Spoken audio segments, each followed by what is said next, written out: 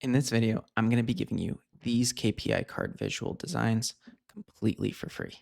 And you've got to watch the entire video because somewhere in here, I'm going to be telling you where that download link is. And it won't be in the video description.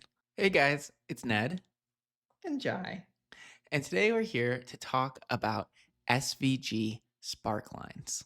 In particular, how I've been on the quest to build the easiest to use SVG Sparkline graph in the world.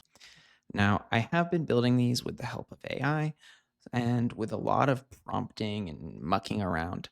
I think I've gotten some pretty good looking visuals. So as you can see, I've produced so far 5 different card sparkline designs.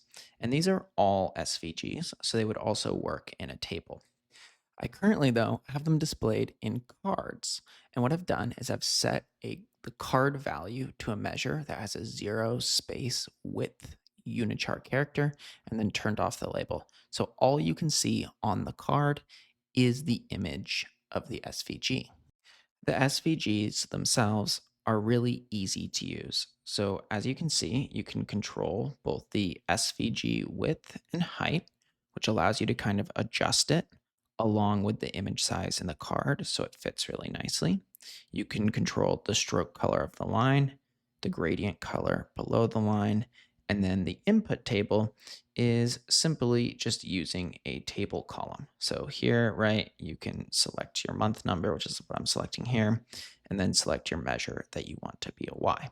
Now, this is the simplest of the spark lines.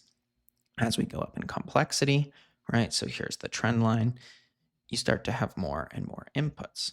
So right here, you now not only have that stroke and that gradient color, but you also now have the second line and essentially the dash. And you now have 2 input tables, right? One for current and then one for last year. Moving up to the callout value, it's pretty much the same thing, only you now have a left margin. So this allows you to control the space or lack thereof the space between the callout value and the graph. And then you also have the actual callout value itself. Then moving up to the callout value with the subline, right? Pretty much the same thing, only now you have a subline. And with all these text values, by the way, you can adjust the font size, the font family. If you want more spacing in between them, you can adjust this value right here. You can set them to bold. So you can do all of those SVG micro tweaks, right? But finally, we culminate in this one right here with a check where we have the same width settings, right? We have the KPI value. We have the KPI threshold for good or bad. You're changing the text right here to either target achieved or target not met. You're changing the fill color, and then you're changing the little icon next to the side. So for example, if I up the threshold here to 10,000, what you'll see is that card visual is now red and now says target not met, versus if I change it back to 1000 right here, you'll see it's now green, right? Because 2000 is larger than 1000.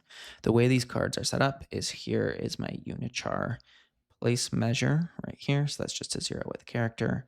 And then I've turned off the label, and then the image size is right here. I can adjust the variance right here. So like I could say like, hey, this is 300 and change it in the card. And then also go into here and fiddle with the width here. So I could go and up this to 400, right? And you can kind of see how this is going to start to affect. Or if I drop this down to 200, right, you can see it will affect the visual in here. And here you can see it's getting a little squished. So let's go ahead and let's up this back to 400, right? And whoa, it's getting pretty big. So you can fiddle with all of these settings. So I hope you liked the visuals. I hope you caught where the download link was. If you didn't, I'll give you a hint. It was text on the screen towards the back half of the video. And if you like free content and free Power BI design resources like this, subscribe. Thanks for watching.